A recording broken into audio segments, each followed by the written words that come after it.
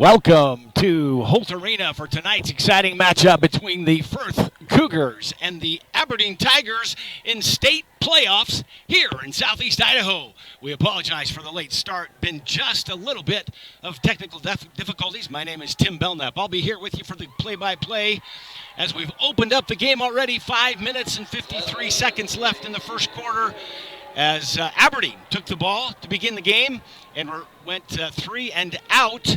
Turned the ball over to the Firth Cougars. Actually went 4 and out. And the Firth Cougars took over, drove from midfield down the length of the field to score a touchdown. Just now scored the touchdown as Firth Cougars now kick the extra point, and the Firth Cougars go up 7-0 here in the first quarter of state football playoffs, Holt Arena. My name Tim Belknap. We're going to be here. We're going to have a great night, just you and me. We hope wherever you are that you're enjoying this evening, maybe next to a nice warm fireplace. It's been rainy here in Southeast Idaho until today, and it's turned into a very nice fall day. But no worries, because we're playing inside this beautiful Holt Arena. We're outside of all of the weather, just in a nice, comfy, almost warm, to be honest with you, environment. The Firth Cougars bringing quite a contingent, but the Aberdeen Tigers having their own as we enter the state playoffs here. Both teams really about equal distance away, so both of them able to bring all of their home crowd with them. And a great night here as we look at a team in the Firth Cougars who really thought that they were going to get the conference, did not get the conference, not able to edge out North Fremont in a game last week as North Fremont surprised them in the last minute. Firth now kicking off. The Aberdeen Tigers going to pick up the ball. They're going to return it. They get a seam down the sideline. They're going to go clear back to the 48-yard line. And the Aberdeen Tigers answering that touchdown by the Firth Cougars. And it looks like it's going to be at the 48-yard line. They'll begin the game, and I think we're going to see some exciting action. Going to just get a little update here on our score. The Cougars 7-0 as the Tigers take over on the 48-yard line. They take the snap out of the shotgun. They're going to hand off up the middle. They run it. They're going to pick up a gain of about 5. I think they'll give them 4.5 yards. We call that a very short 5. As the Aberdeen Tigers are able to move the ball across the midfield mark and are able to get about half of what they need for the first down. So it'll end up being second. And then now they're showing it. They only gave them 4 yards on that, so it'll be 2nd and 6 for the Tigers. They come to the line, setting up to make sure that they continue this drive and are able to answer the score. They're going to have a quarterback keeper designed up the middle. He fakes it for a sweep to the side and then goes up the middle. He'll pick up a gain of about 2.5 yards on the carry. That'll set up a 3rd and a long 4 for the Tigers as they're looking to try and keep this drive alive and sneak down and answer to the score for Firth. Tigers very much wanting to make a statement tonight as they wanting to show folks that they belong here and they're able to play with the big schools. Certainly they do, because they are here. They're going to take the ball right up the middle. They're going to push it. They're going to give him forward motion about 1 yard short of the line to gain. That's going to set up a very interesting play calling position for the Aberdeen Tigers as they will be at the 43-yard mark with a 4th and 1 to go. So they're on the Firth Cougar 43-yard mark and trying to get that elusive thus far first down for the Tigers. Tigers being led tonight by their quarterback, Brody Beck, who's shown he's not only a good quarterback, but he's had the ability to run the game or to run the ball. And now the officials throw a flag. We're going to have movement. The question's going to be, and it is against the Firth Cougars as the Tigers were able to use their cadence of the quarterback's call, draw the Firth Cougars into the plane, and they're not able to get back, and the officials throw the flag. It's a 5-yard penalty. They'll take the ball down now to the 38-yard line. 1st and 10. Tigers driving, trying to get the ball back.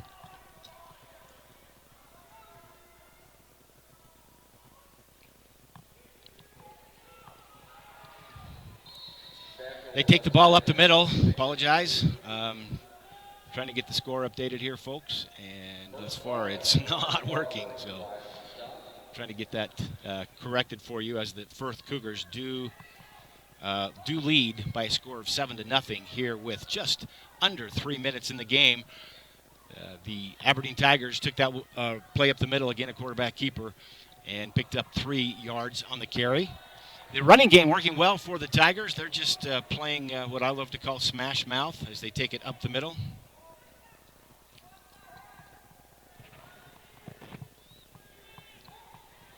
And they're going to now go off tackle, and the great line. The line for the Tigers not as big as the Firth Cougar defensive line as you see them match up. But on that play, they were able to do exactly what they're asked to do, and they move the ball. Now it's going to set up a 3rd and 1. The ball at the 34-yard line and about 33.5-yard line, the line of gain for the first down. Interesting play calling here as the Cougars trying to stop the movement of the Aberdeen Tigers, but Aberdeen right there making sure that they keep this drive away. They're going to throw. They got a man open in the downfield, and they overthrow an open man at the 10-yard line. That had a touchdown written all over it. A great play by the Aberdeen Tigers coaching staff, as everyone, including myself and probably everyone else here at Holt Arena, expected that to go up for a rush up the middle or off tackle, as they've been doing all the way down the field.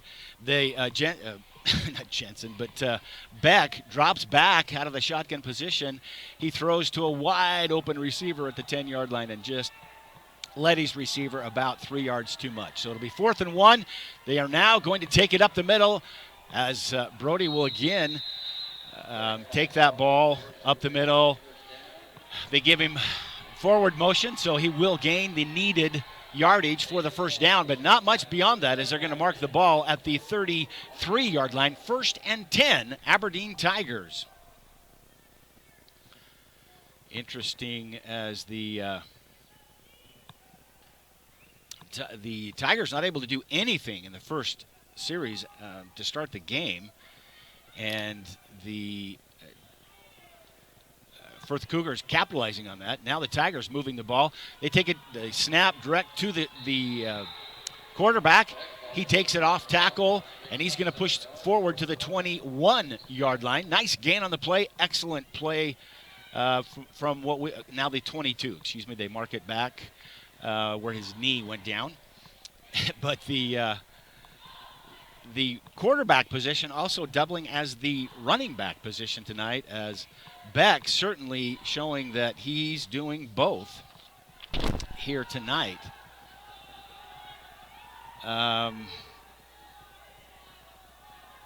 Beck again takes a snap from the quarterback position, takes it, runs, he bounces off a tackler, he's going to go to the outside, and the Cougars able to catch him finally at the 15-yard line and bring him down, but that will be enough for the first down. Tigers at the 20, waiting for this 20-yard line.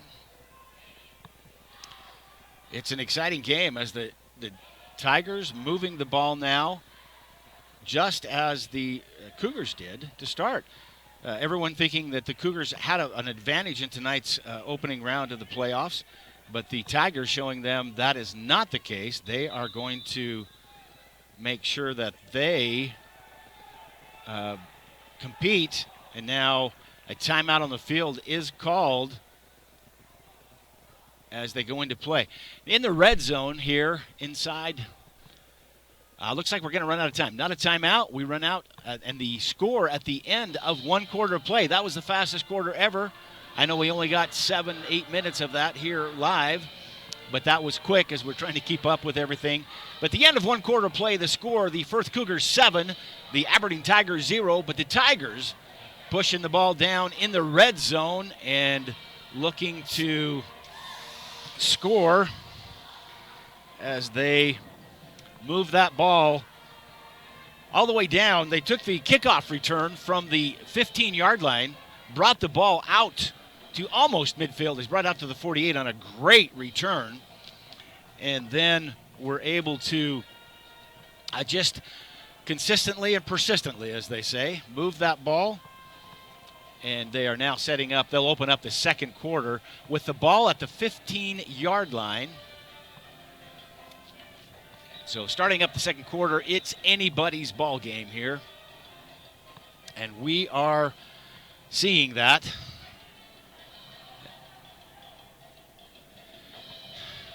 I guess at this point in time, we'll see who can have the ball last, as that often is the case.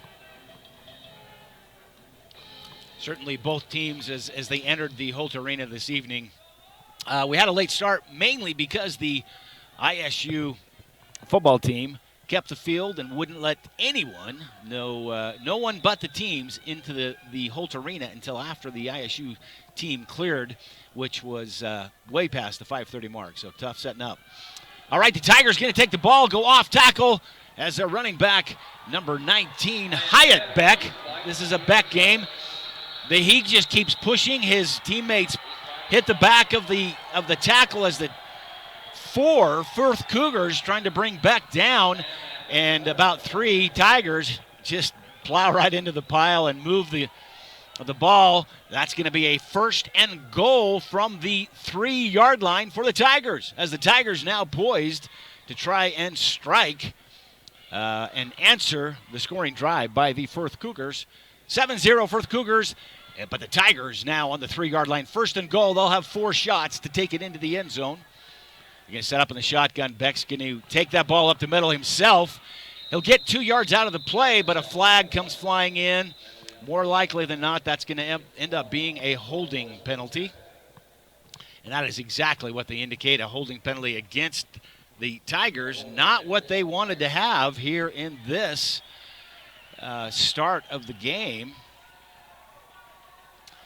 but certainly what happened, that'll make it, a first and goal from the 8-yard line is where they put up.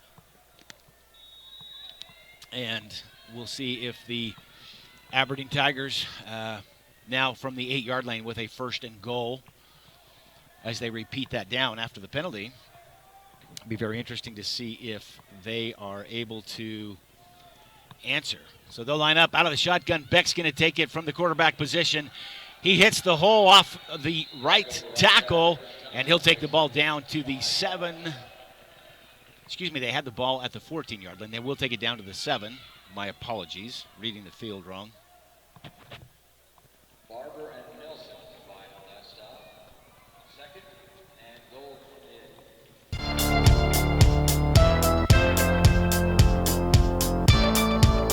All right. Firth Cougars trying to stop this play, and the Tigers trying to answer as sitting here at the 7-yard line.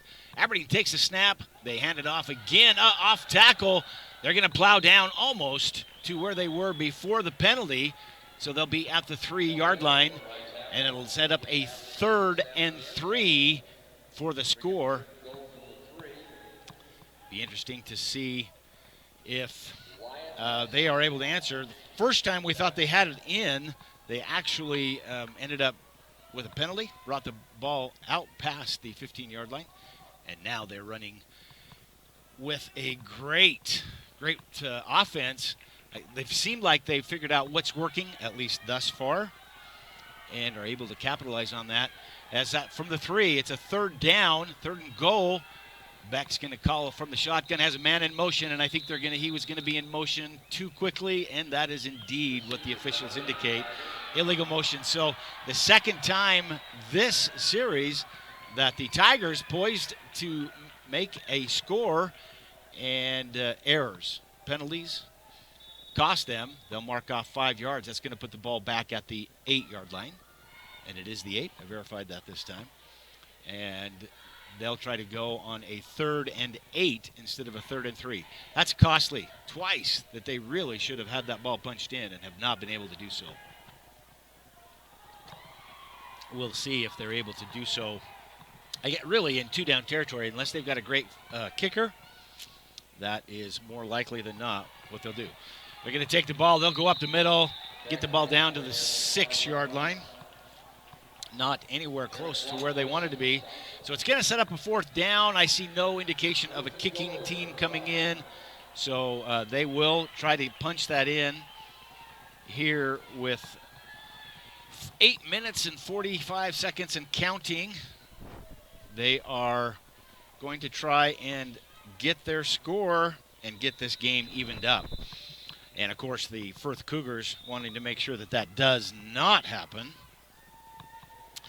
So the Tigers are going to call a timeout as they go to the sidelines trying to figure out just exactly what to do in this scenario. It's a good time for us to recognize our gratitude for our power boosters in today's game. So we'll give a shout out to the power boosters for the Aberdeen Tigers: Diesel Depot, 21st Century Auto Sales, Idaho Ag Credit, Sun River of Idaho, Trans Systems LLC, Wright Auto Service and Repair, and Pleasant Valley Potato. For the Firth Cougars, Bingham Memorial Orthopedic Institute and the 21st Century Auto Sales. Our thanks to these power boosters. We're grateful to them. We also have some great commercial sponsors. Our thanks to them as well. Cox Honey, one of them. Cox Honey Farms is a proud sponsor of Firth Athletics and has been a mainstay in the local community for over 70 years. Cox's creamed honey is second to none in flavor, purity, and quality. Cox's Honey wishes the Firth Cougars good luck in the playoffs. Our thanks to all of our fine sponsors here on tonight's game. As we now, moment of truth for the Aberdeen Tigers as they come out looking to punch it in. They're going to set up in that shotgun motion. They look to throw. Beck throws into the end zone. He's going to overthrow his receiver who was on a man-to-man coverage. A flag flies in at the end, and I believe we're going to get either defensive holding or pass interference, and that'll give the Aberdeen Tigers a new set of downs in which to try and punch the ball in. We'll just see if that's indeed as the officials come out, conferring with each other. It is pass interference against the Firth Cougars. And so, the officials indicate that he did bring that ball down at the end, so it is touchdown Tigers. What a great play. It looked like to me that he didn't have that as he went out of bounds. We thought it was going to be out of play, but his feet must have touched in bounds. And now we have it as the Aberdeen Tigers answer with a touchdown. Now they're going to see if they can answer with the PAT. They take the ball. They go up the middle. The PAT good as they get the 2-point score. And the Aberdeen Tigers go ahead. The score now, the Aberdeen Tigers 8 and the Firth Cougars 7. So it's turning out to be an interesting game. Both teams showing that they know how to take care of business here tonight, as the game's going to be anybody's guess as to who pulls this off tonight. Trying to update our score here as we look for things to work. Of course, they're not working just because we want them to, right, folks?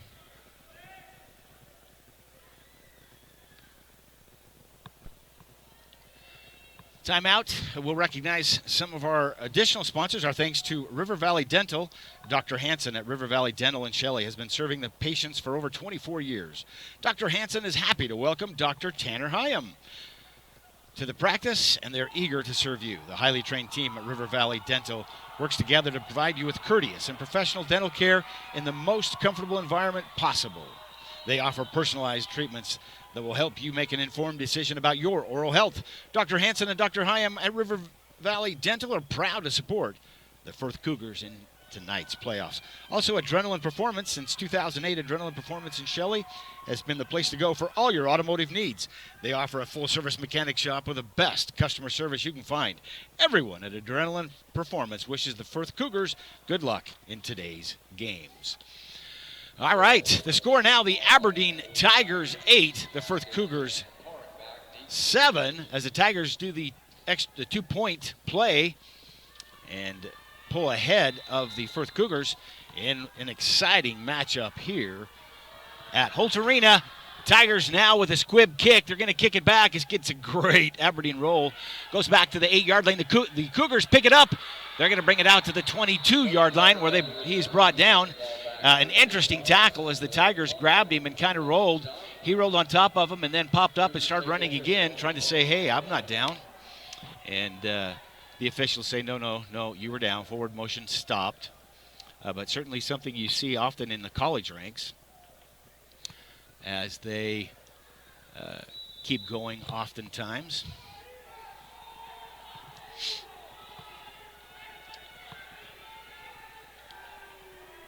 The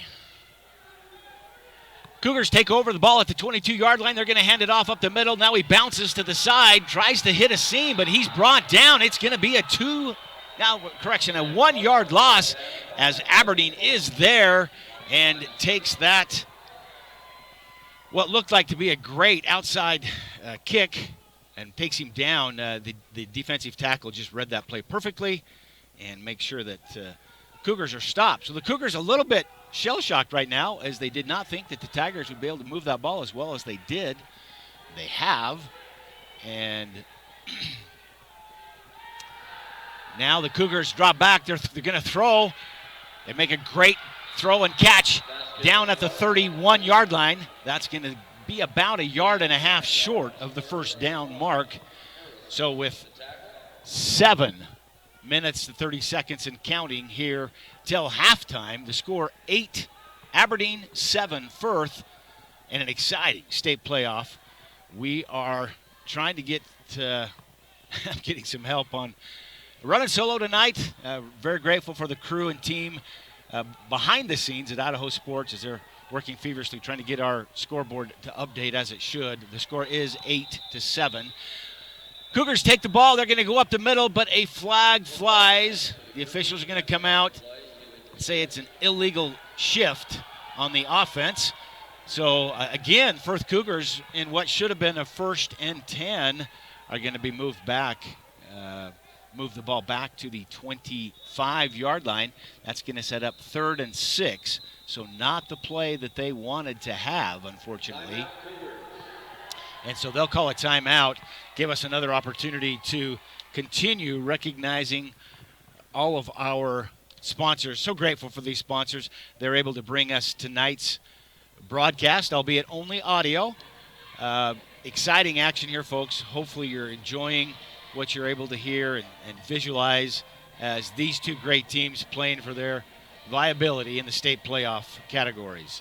We'd like to recognize the Sun River of Idaho. Sun River of Idaho in Aberdeen is a locally owned potato fresh pack company and has been locally owned and serving the local area for nearly 25 years. Give Sun River of Idaho a call at 208-397-4166 today. Everyone at Sun River of Idaho is proud to support all Aberdeen's student athletes. And also Trans Systems LLC. Trans Systems is a family-run business that hauls more sugar beets than anyone. They offer all types of people good work, good pay, and a good living. They're currently looking for Class A CDL drivers who want good work, good pay, and a good life in American Falls, Paul, Twin Falls, and Nampa. Visit their website at www.transsystemsllc. That's TRANSYSTEMSLLC.com for more information. The team at Trans Systems is proudly supporting all student athletes. All right, the Firth Cougars take the ball out of the timeout. They snap right up with it. They're going to go off tackle, and they're going to bring the ball down to the 38. We'll call it the 38-yard line. And there we have a 1st and 10 Cougars as they're able to make up the distance and some from that penalty. And now we're going to have the Firth Cougars moving the ball. So, folks, so far, other than the first series, both teams doing well with moving the ball. Cougars set up. They're going to go under center. They're going to go with a jet sweep to the side, and the defensive end for the Tigers does a great job. He strings it along and is able to bring them down. That'll be no gain, really. No gain on the play. What a great job by this end of the Aberdeen Tigers. Just trying to see who that end is because he deserves recognition on that play. It looks like it's number 33, Taylor Potts. Let's see if that's legitimately the case as he lines up, and that is Potts. What a great play he showed there. All right, the Cougars going to go the jet sweep to the other side as they hand off, and they're going to get the seam. This one's going to go all the way, I believe. And they do. They serve Firth Cougars into the end zone. A great effort by the Tigers right at the end to bring him down. But that handoff goes to Burton Park. Park hits that sideline, turns on the afterburners, almost got caught at the 10-yard line as you see the 50-yard run wearing him a little bit. He's able to evade with some fancy footwork, dances into the end zone, and the Cougars now pull ahead. Oh, folks, we're going to bring it all back. The officials now waving a flag saying that there was a penalty on the play, and it's going to go against the Cougars. A holding, no. That hurts the Cougars. Instead of a touchdown, they're going to move the ball back to the 30-yard line. A 10-yard penalty. Folks, I apologize. I did not see that flag, and the officials just stepping forward at the last moment indicating that there was a flag as everyone was celebrating, and then they bring it back. So the Cougars now with a 2nd and 20 instead of a touchdown. They're going to fake the handoff. They're going to throw the screen pass, and the pass was just a little bit too much and in front of Park as he was going for it, and it'll fall an incomplete pass. That's going to set up a third and 18. My measurements look it's 3rd and 20. So the Cougars really, probably a screen pass was a great call on that as it was a wide open field in front of the receiver. And nothing there, unfortunately. So the Cougars talk it over with the coaching staff. And they're going to bring in 2 new receivers as Park comes out. And the Cougars set up to play. They're going out of the shotgun. Drop back. They're going to throw. They do throw. They connect. And going to be well short of the first down as they connect at the 35-yard line. Not even back to the original line of scrimmage. That's Vasquez connecting to Wyatt Nelson. Vasquez connected on a great pass. Nelson makes the catch, turns around, and Aberdeen Tigers right there.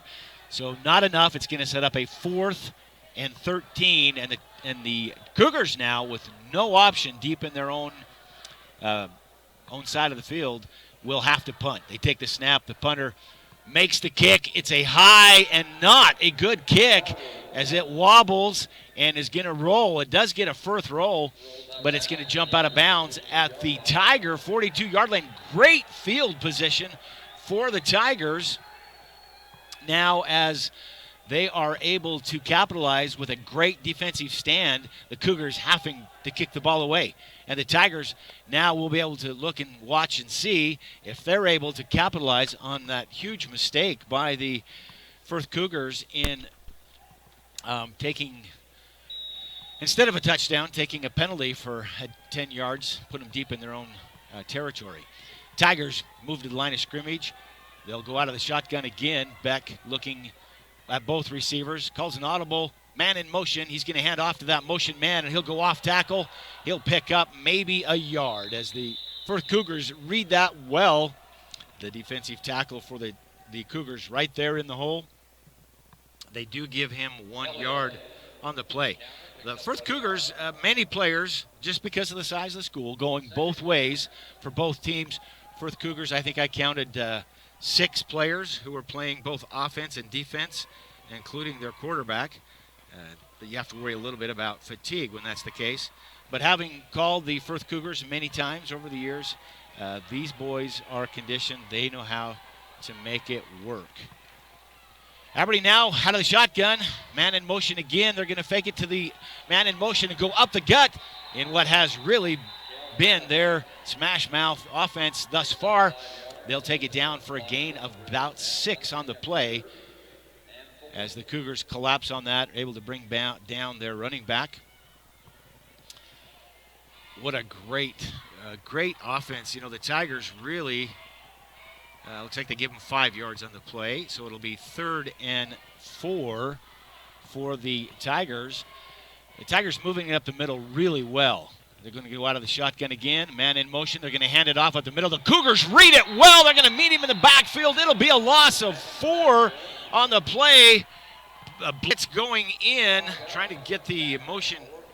Yeah, for the Cougars, that's number 18, Austin Jacobson. A great read as he, and I believe number 88, he's not on the roster. Of course, I must be reading it wrong. I'm not reading it wrong. 88 not on our roster, but he's in there to make that tackle as well. So the Tigers now going to go a 3 and out. They're faced with a must punt situation. Firth almost gets in and blocks it, but they get it away. Firth does call for the fair catch at the 21-yard line.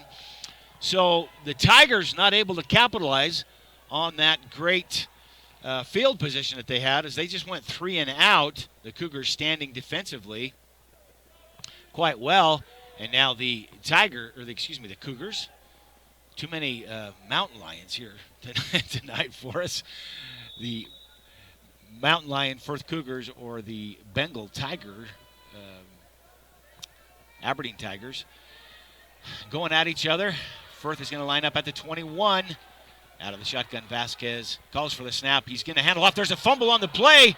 They're able to recover it. Vasquez gets the ball. He's fighting to get back to the line of scrimmage, and he will not. It'll be a loss of 1.5 yards on the play. Just the exchange between Vasquez and the running back didn't go well. It popped out. Typically in high school ball, you'll see them fall on the ball to make sure that they maintain possession. Vasquez, with his athleticism, does not do that. And he picks it up and fights through 3 and 4 tacklers to get back from what would have been about a 6-yard loss to only a 1-yard loss on the play. So 2nd and 11 with under 1:30 now counting in this game. Time's running out for anybody to do anything. Cougars are going to throw it into the backfield. And again, the Tigers read it well. It'll be another loss on the play. Trying to see who the tackle was on that. For the Tigers, that's number 56, Nick Metal. As he got in there, it'll be a loss of 2 on the play. So now 3rd and 13 for the Cougars, and they're going to call timeout as they try to figure out a way to get out of this with some points. Give us a chance to recognize another one of our sponsors here in the first half, Idaho Ag Credit. They financed farmers, ranchers, and those in the ag industry since 1934. Idaho Ag Credit is a leading cooperative for people involved in any aspect of agriculture. They offer easily accessible credit at low rates and local employees who understand agriculture. Whether you're buying a trailer, a farm, or needing an operating loan, call Idaho Ag Credit or stop by any of their offices with locations in Blackfoot, American Falls, Twin Falls, and Rexburg to serve your ag lending needs. Or visit them at www.idahoagcredit.com for more information. That's www.idahoagcredit.com. Idaho Ag Credit is proud to support all of the student athletes in today's playoff game. Good luck to both teams. So our thanks to all of these sponsors. We ask that you do patronize these folks as they've invested in your area's teams to make sure that this broadcast is available to you so you can keep score and hear what's going on in the state playoffs. In an exciting matchup with 1:25 to go, the Firth Cougars lining up a 3rd and 13 and a must-do situation with only 1:25 left. Vasquez takes it out of shotgun. He drops back to pass. He's looking deep. Nobody there. He scrambles. He's looking. He now rolls around the left side of the field. He's going to throw deep on a wobbly pass. Anybody's call. And we're looking to see if they're going to call that a reception. They do call that a reception as Gabe Nelson brings it in at the Tiger 46-yard line in what could have been a center field throw. And Nelson, with some great hands, brings that in. So at the 46-yard line, the Cougars now with a 1st and 10 and the clock going down almost in a minute. Vasquez backs to pass. He's looking. He connects again to Nelson. Nelson not able to go anywhere, and they're not able to get out of bounds as the Tigers collapse on him after a short gain of 4. And the clock continues to run now under 50 seconds. The Cougars, if they're planning on getting a score out of this, literally having to capitalize with 2 really quick plays. Vasquez drops back. He's looking. He's throwing deep. He's got a receiver in Nelson, but he's going to overthrow him by about 5 yards. That's too bad because I think Nelson, if he'd have draped that right over his shoulder, probably could have taken it in for the score. As it is, it'll be a 3rd and 6 with 33 seconds left. And I don't think they are as much concerned with the first down right now as they are with the touchdown. Going into halftime, the Firth Cougars wanted to take this lead back from the Aberdeen Tigers as the Aberdeen Tigers with the lead. Aberdeen 8, the Firth Cougars 7. 33 seconds left on the clock. Cougars now up to the line. Vasquez will set up again in that power I shotgun. Trip receivers to the short field. Vasquez back to throw. Everybody's going downfield. Overthrows his receiver. His receiver tries to climb up and get it. He's hit hard by the Tigers, and it'll fall incomplete. Well defended by the Aberdeen Tigers out there. That's Jordan Valeriano. Well covered on that receiver. Great defense. And with 27 seconds left, a 4th and 6 for the Cougars, and the Aberdeen Tigers decide that they want to talk about it. So, folks, it could be the Tigers trying to talk about whether or not they get the ball back, what they're going to do, or how they're going to defend this play. Either one, a possibility, as we're just 27 seconds away from halftime. The score, the Aberdeen Tigers 8, the Firth Cougars 7. Interesting game today as we looked at the previews on both of these teams. On paper, the Firth Cougars really the better team. If you look at win-loss records, they're very comparable. But the Tigers looking to finally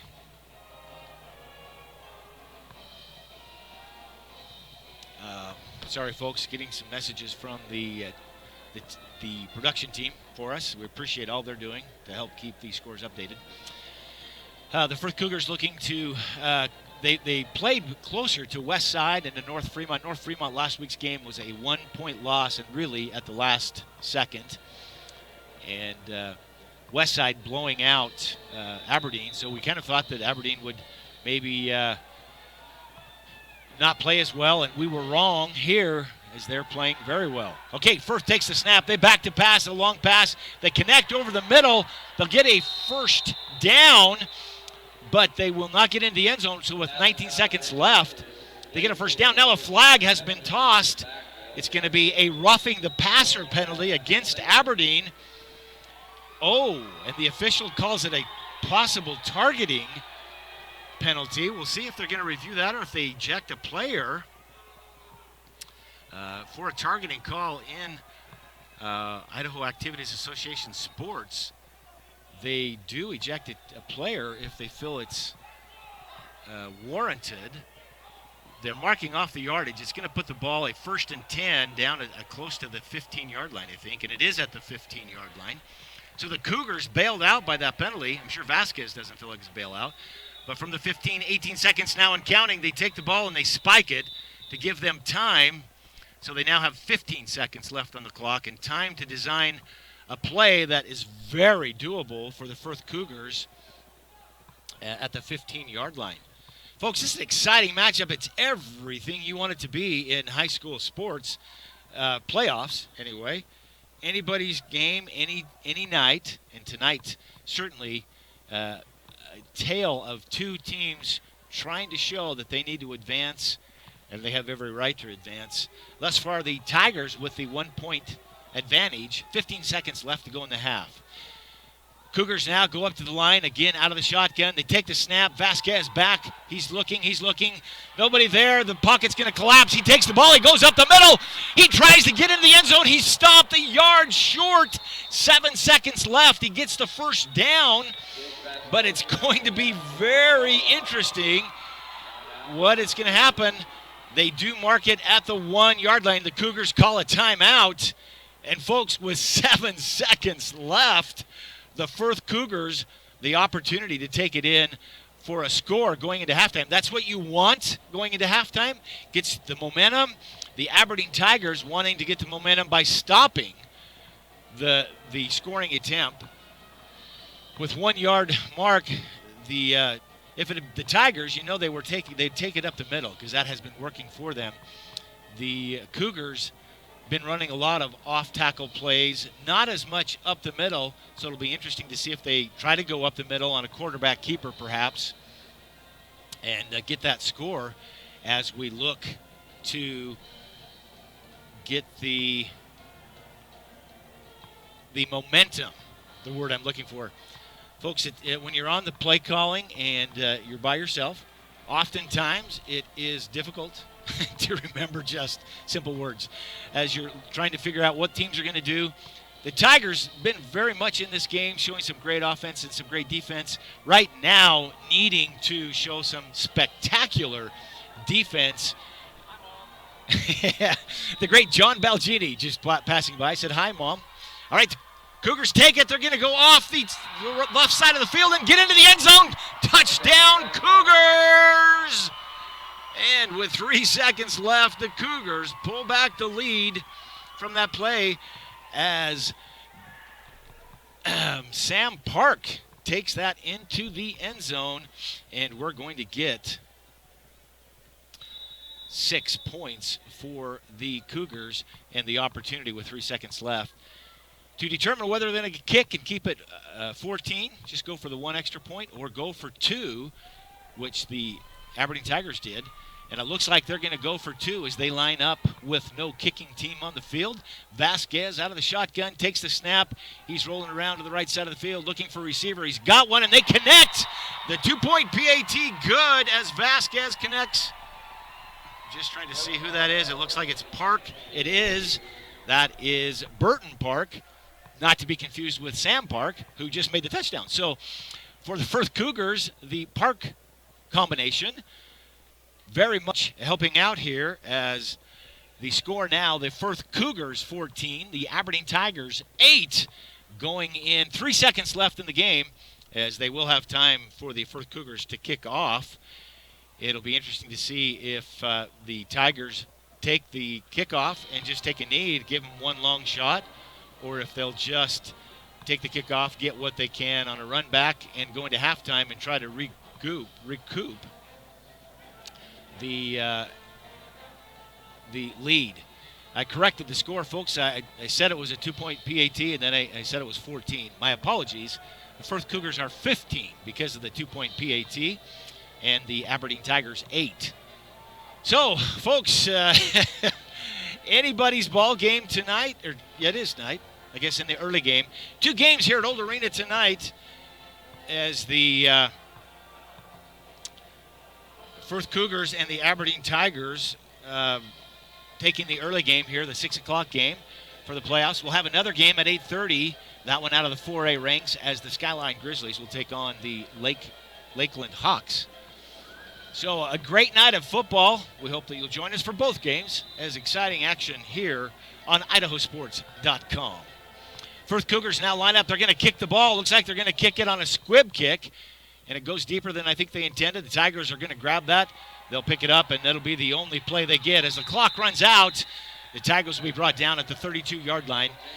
So it'll take us to halftime, and the score at halftime here at Holt Arena in the Idaho State football playoffs, the Firth Cougars 15, the Aberdeen Tigers 8 on a last-minute score here prior to halftime. We'll take just a few minutes to recognize our commercial sponsors, and we'll be back here in just a few moments.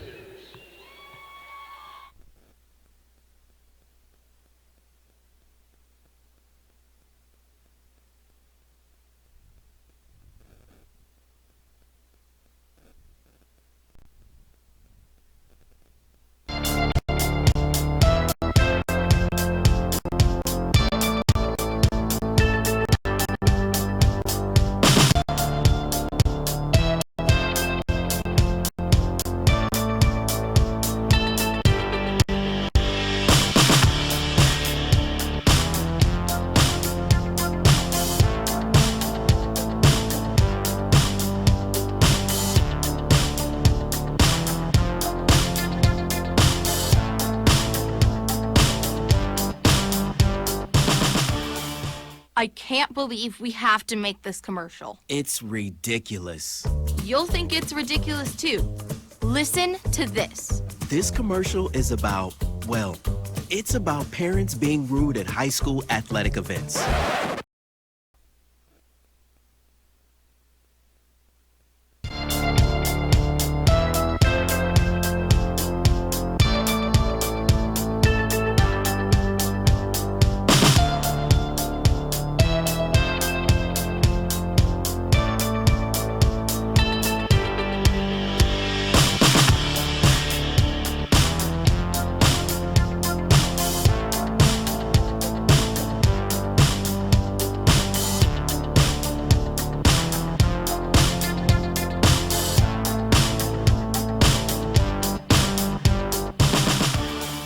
I can't believe we have to make this commercial. It's ridiculous.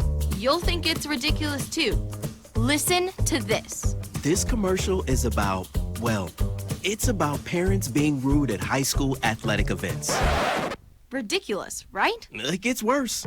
Studies show more than 75% of new high school officials are quitting because of bad adult behavior.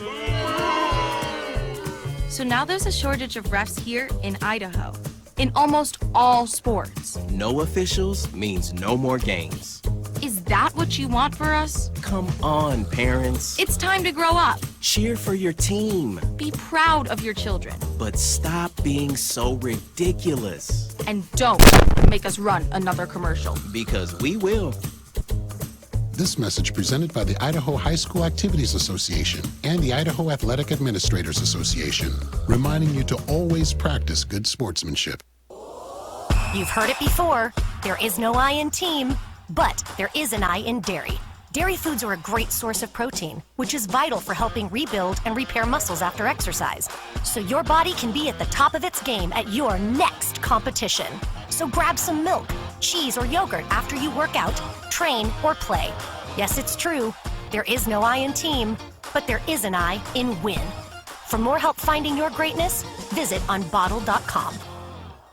It's time to start planning for back to school. That's why I got my kids vaccinated for COVID-19, so they can be protected from COVID when they're back in the classroom. Kids 12 and older can get vaccinated. The vaccines have been researched and tested. They're safe and they work. Getting vaccinated was quick and easy. You can walk into a pharmacy to get one. We got our COVID-19 vaccine, and I hope everyone will choose to get vaccinated too. Get a free COVID-19 vaccine today. Find a location near you at covidvaccine.idaho.gov. A hit in the morning, another between class, after school, and more before bed. Vaping sucks you in quick. Not to mention all the chemicals and health problems everyone's talking about. That's why thousands of teens are ready to take back their life their own way with My Life, My Quit. When you sign up with us, you'll get a free and simple quit plan that makes it easier to stop vaping. Visit mylifemyquit.com or text Start My Quit to 36072. Dear Exit Strategy, all your pieces are in place. A tranquil lake, a serene sky, an emerald forest, a secret hideout. Thanks for being there just when I need you most. Always Toyota SUVs. Every new Toyota comes with Toyota Care, our no-cost maintenance plan. Visit your local Toyota dealer today. Find yours at toyota.com. Toyota, let's go places. We're Valley-wide cooperative. For 100 years, we've been your first choice for residential and commercial propane, fuels, oils, and lubricants. We service HVAC, install water heaters, propane tanks, and accessories. And yes, we'll even deliver right where you need it. Because for us, serving is more than a job, it's a way of life. We are proud to employ your neighbors and to be a cornerstone of your community. We're Valley-wide. Yesterday, today, and tomorrow. We're here for you. Perform, refuel, recover, repeat. It's the recipe for success in any kind of sport, and dairy can be a key ingredient in every one of those steps. Dairy foods supply your body with high-quality protein to rebuild and repair muscle, carbohydrates to help you refuel, and fluid and electrolytes to help you rehydrate. So your personal recipe for greatness can be perform, win, repeat. For more help finding your greatness, visit unbottled.com. I decided to get vaccinated because I wanted to protect myself and my family and my customers from COVID-19. When I went to get my COVID-19 vaccine, it was an easy process, is readily available. Since I got vaccinated, I'm confident I'm protected against the COVID-19 virus. My life has returned to business as usual.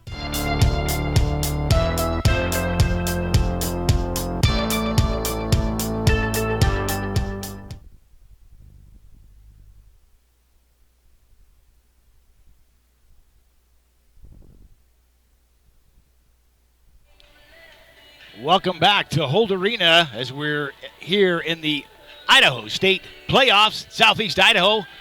It's the Aberdeen Tigers and the Firth Cougars battling it out to see who will move up in the brackets and be able to continue their their state title hopes. Firth Cougars last year took it all the way to the state championship game where they were defeated by the Westside Pirates, soundly, frankly. But wanting to get a rematch of that playoff game, as they felt that they have the ability to play with the best here in the state of Idaho in 2A sports. The Aberdeen Tigers trying to show that they belong in the hunt as well. Tigers been able to move the ball well for the most part of the game today. Both teams having to having to punt at least once. The Tigers having to punted twice, the Cougars once. But going into the start of the third quarter, it's the Aberdeen Tigers 8, the Firth Cougars 15. As we're looking out over the spectators' crew now, it's interesting, really. Aberdeen, probably the closer team, but Firth not being very far away. Both a couple of smaller schools here in rural southeast Idaho, both traveling well. Of course, in the Holt Arena, when you look out over the stands, doesn't look like there's that many people because the capacity here is huge. But both of them filling the better part, probably half of the two sections that they've got, and then a little bit of a third section as everybody wants the best positioning. Firth Cougars playing tonight in their dark uniforms as the home team. Solid black with blue letters and bright, nice blue helmets. As we're waiting for them to come out, they're having quite an intense halftime. Not yet back on the field. About 4 minutes left till the start of the third quarter. The Aberdeen Tigers wearing their whites, all whites tonight with the black letters outlined in orange. And easy to pick the two teams apart. One in all black, one in all white. Makes it easy as a broadcaster. Really grateful for the athletic directors at both schools for helping us out with that color combination. The Tigers moving the ball well up the middle. The Cougars mixing it up, frankly, tonight. They've done some running, a little bit up the middle, a lot off of the sweeps or off tackle, and then some great passing plays as Vasquez been able to connect with his receivers on a couple of great plays, keeping everything alive, and that's exactly what you want to do in high school sports. It's so volatile in high school sports where you can have the very same teams play each other twice, although these teams have not, and have two different teams show up both nights. It's anybody's game who's executing best on the given night, and let's be honest, a lot of excitement. Hype, whatever you want to call it, certainly is part of what fuels the playoffs here in Southeast Idaho. A great time of year, just exciting to be able to be here inside a nice warm facility, having called a number of state playoff games over the years in the snow and the rain and certainly the cold. In fact, last year as the Firth Cougars and the North Fremont Huskies played the semifinal game to see who would go to the championship game, it was played in Ashton, Idaho, the North Fremont, home of the North Fremont Huskies. And I was on that broadcast with my good friend Alec Pope. And folks, we drove there in a massive snowstorm and watched while prior to the game, the tractors and the snowplows came on the field to clear the field of the 6.5 inches that it had snowed. And at halftime, they had to do it again because it put down about 4 inches. And by the fourth quarter, they gave up and just ran snowblowers on the lines. A very cold night for the players, but it just kind of shows you what can happen here in Southeast Idaho in the playoffs. This year, our gratitude goes to Idaho State University as they've extended us the opportunity to be back in Holt Arena and play games. Games here on a Thursday night to accommodate all the teams and the Idaho State Bengal football team. Certainly they are making sure that they are prepared for this weekend's game for them. What an exciting game, though, to be able to be here and to bring you the game really in my shirt sleeves. That's what you you always want. Most of the time you've got on 3 or 4 layers of clothing and coats, and trying to see if you can't get your broadcaster's headset over a stocking cap so the rest of your head doesn't freeze. Tonight, absolute luxury for us as we sit here in the press box and able to watch this just in room temperature. In fact, when we started the game, I was thinking it was a little hot, but as things have got flowing here, it has been just comfortable. About a minute left, a minute 14 left as the Firth Cougars now take the field, and not a lot of warming up. Looks like they're kind of broken out into units, defensive unit, offensive unit, defensive backs. I can see the defensive coordinator talking a little bit with his guys. They're certainly trying to make sure that they are ready and prepared to hold off that up-the-middle running game that the Aberdeen Tigers have done well with in the first half. I believe, if I remember, the Firth Cougars will get the ball to start this game, so they'll have the opportunity to try and add some points as we go into almost now the start of the third quarter. The Firth Cougars leading this game 15-8 over the Aberdeen Tigers. And if you were a betting man and the Firth Cougars get the ball, you know that they want to add another touchdown to that score and give them some breathing room, as the Aberdeen Tigers have been everything and then some for them to handle tonight here at Holt Arena. The Tigers very impressive with their up-the-middle game. Their quarterback, I believe that's Beck, has a couple of Becks on that team. Brody Beck, the quarterback, has been taking that ball just from the shotgun position and going up the middle, and then handing off to his running back, going off the guard pretty much up the middle. But certainly has been the thing that's working for them. And you know that Firth's going to try and make some adjustments here at halftime as they come out of halftime and try to stop that game. So the Tigers will be kicking off. They boot the ball on a squib kick, and it's going to roll out of bounds. Almost. It was recovered by the Tigers as they executed that well. It got a great bounce into the air, went over the head of a Firth Cougar who I believe thought it was already out of bounds, and it wasn't, as the Tigers reach to grab it, and it does go out of bounds as he does. His momentum takes him out, so they're going to say it's out of bounds.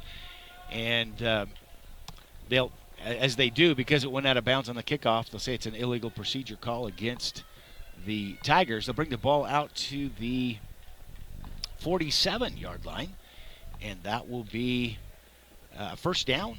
Cougars from the 47. So great field position to start the game as the Tigers gambled, I think, on trying to get the ball back. They're going to hand that off, and the Cougars try to take a page from the Tigers' book. They hand it off up the middle, and they will get probably a yard on that carry. Not much. Yep, that is. Park takes it up the middle. He's a senior running back. Sam Park, as he takes it up the middle, not to be confused. I'm assuming that's his brother, Burton Park, a junior, who has been doing a large portion of the running plays himself. Got a PAT, extra point, as well. Vasquez now under center, not out of the shotgun. As he takes the snap, he falls back. He's going to hand it off to the other Park. And he goes off on the sweep around the corner. He'll pick up some good yardage as Burton Park probably picks up an extra 4 yards, but a flag on the field is going to go against the Cougars. Waiting for the call. The official is going to call it a holding penalty. So they'll go a 10-yard penalty from the spot of the foul, which looks to be the line of scrimmage. So a couple of times when the Cougars moving the ball, once a touchdown that was called back due to a holding penalty. Could be argued that they got the touchdown because of the holding penalty. But on this opportunity, they didn't get a huge gain, just about 4 yards. But it costing them dearly is it gave them a 10-yard penalty. So it's now going to be 2nd and 18 for the Cougars. Vasquez again under center. He rolls around the left side of the field. He's going to throw, but he's caught. And the Tigers are going to bring him down. He pops the ball out. They call that a dead ball, but he's lucky. That looked to be a fumble as the Tigers, number 63, Rick Martinez, catches Vasquez in the backfield. And that's going to be brought. Oh, they're gonna rule that an incomplete pass. Folks, it did not look like an incomplete pass to me. It looked like as he went down, he fumbled that ball. The officials, I guess, saying the ball was close enough to a potential receiver that they call it an incomplete pass. So they'll bring that line of scrimmage back where it was. That's an advantage for the Firth Cougars, as it's only 3rd and 18, and it would have been 3rd and 28. So a big 3rd down play. The Cougars take it out of the shotgun. Vasquez looking. He's throwing deep. He's got a receiver. He's going to be just shy of the 1st down marker, probably 2 yards shy as he stumbled down. If he'd have been able to keep his feet, he would have got the 1st down marker easily. Austin Jacobson making a great catch as he picks up a 16-yard gain on that play. But that sets up 4th and 2 for the Cougars with the ball at the Tiger 44-yard line. And so what looked to be perhaps a tough series and maybe a potential punt, the Cougars now faced with 4th and 1. And Vasquez again out of the shotgun as he tries to draw the Tigers offside. The Tigers not biting. Vasquez takes the ball. He's going to cut up the middle. He breaks a cut. He keeps going. The Tigers not able to bring him down, and they just keep moving. They're going to finally bring him down at the 27-yard line, 28-yard line. What a great play by Vasquez. He broke at least 2 tackles to break free. He's little ginger getting up. The official checking with him, looking at him, making sure he's okay. Appreciate the officials with that, taking care of our players. The ball at the 29-yard line. They'll see his knee went down at the 29. That's a 1st and 10 for the Cougars. And new life, a breath of new life for the Cougars. They get a 1st down. They're going to go up under center. They're going to hand it off up the middle again to Park. And Sam Park takes that up the middle. And he'll pick up a gain of probably 5 on that play. So a chapter really out of the book of the Aberdeen Tigers. That's the exact play that they've been picking up 4 to 6 yards all night long. And the Cougars get exactly 5 yards out of that play. Oh, the official spots it a 6-yard gain. So it'll be 2nd and 4 at the 22.5 mark of the Aberdeen Tigers side of the field. So Cougars now again, Vasquez up under center, not in the shotgun. He's going to take the ball. He pitches out to his running back. Running back hits the seam over the tackle. He fumbles the ball. It's going to be kicked. Oh, goodness. It is recovered. Hey, folks, they were kicking that ball back towards the end zone. I was waiting to see who recovered. The Tigers recover that ball, which is a great thing if you're a Tiger, until you realize that they recovered it at the 1-yard line. So while it does change possession from the Firth Cougars, the Tigers with the ball at the 1-yard line faced with having to make sure that they pound that up the middle and don't get caught in their end zone for the 2-point safety. Wow, folks, that was a run that looked like they were going to pick up the 1st down, and the running back, I believe it was Burton Park, as he came down, the receiver or the defender punched the ball. It went forward, and they kicked it forward, trying to recover it. And now the Aberdeen ball, as they were going to do probably a screenplay to the left side as the Aberdeen Tigers left tackle went in motion. It got about 5 steps, turned around and realized that he was the only one in motion and not the rest of the team. The good news, if you're an Aberdeen Tiger, when you move half the distance to the goal at the 1-yard line, it doesn't move the ball very far. But it does still make it very challenging, as at the half-yard mark, the Aberdeen Tigers now going to run out of the shotgun. As Beck hands off, goes up the middle. They're going to cut up the middle. He keeps pushing forward, almost get a first down out of it. That's Anthony Mosqueda. Takes the ball on a great play by Mosqueda. Excuse me, not Mosqueda. It is number 11, Cale Adamson. My apologies to the Adamson family, as that was a wonderful play. And when he falls forward, and they give him the first down. So the Aberdeen Tigers getting some breathing room.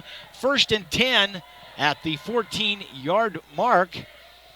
And they'll go for the shotgun. They're going to go up the middle again, but this time the Firth Cougars read that well. And that's number 88 for the Cougars. He is not on our roster, and that is unfortunate because that's the second or third time we've saw him just break right into the backfield and make a great play. I wished I had his name. If you're a Firth Cougar and you know who number 88 is, you can text me at 208-681-3763. We'd be happy to make sure that we're giving him the recognition that he needs. Pleading for help from all Firth Cougars out there. Help me out. Let me know who 88 is if you're a Firth Cougar.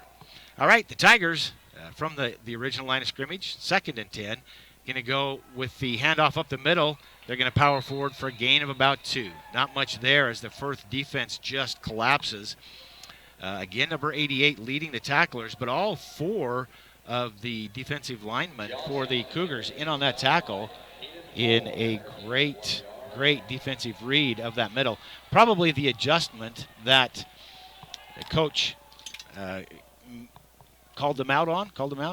implemented, maybe a better word, to start the half. We'd like to take just a minute to recognize our power boosters. For the Aberdeen Tigers, it's Diesel Depot, 21st Century Auto Sales, Idaho Ag Credit, Sun River of Idaho, Trans Systems LLC, Wright Auto Service and Repair, and Pleasant Valley Potato. As they come up to the line of scrimmage and get ready to take the snap, the officials blow the play dead and signal a delay of game penalty against the Aberdeen Tigers. So they'll move the ball back to the 11-yard line. It's going to set up 3rd and 13.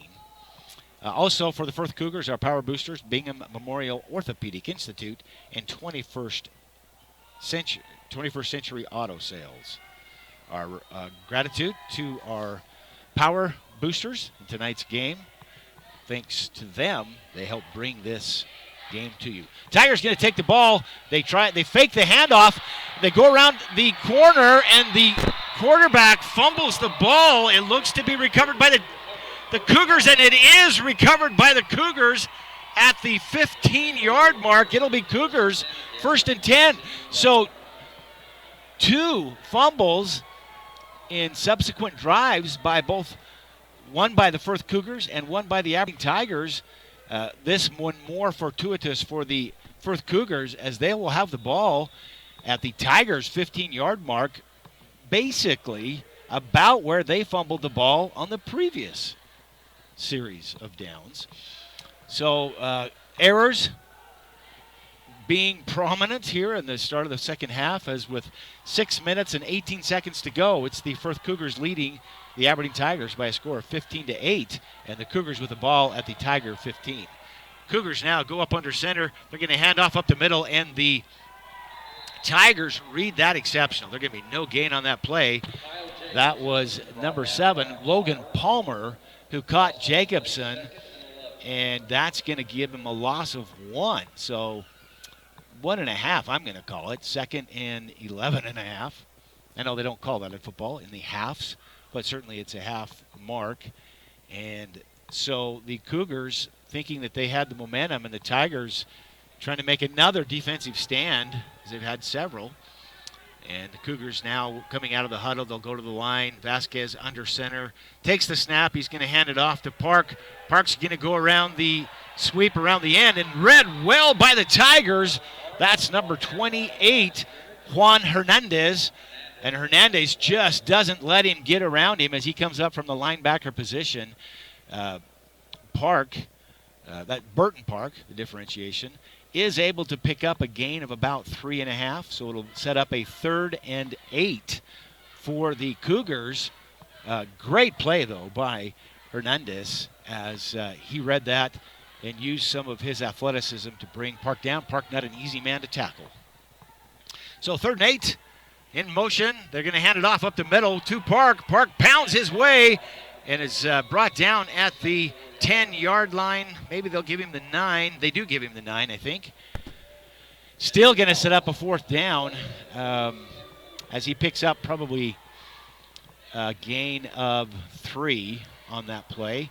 So 4th and 4 for the Firth Cougars as the ball is at the 9-yard line. The first down spot will be just shy of the 5-yard line. So it'll be interesting what they play here. They've gone off tackle, they've gone on a sweep, and they've gone up the middle. Now going out of the shotgun, Vasquez takes the ball. He's going to drop back, looks to pass. He's rolling around the left side of the field. He's going to take it himself, and he's going to get the first down as he steps out of bounds about the 4-yard line. Maybe the 3.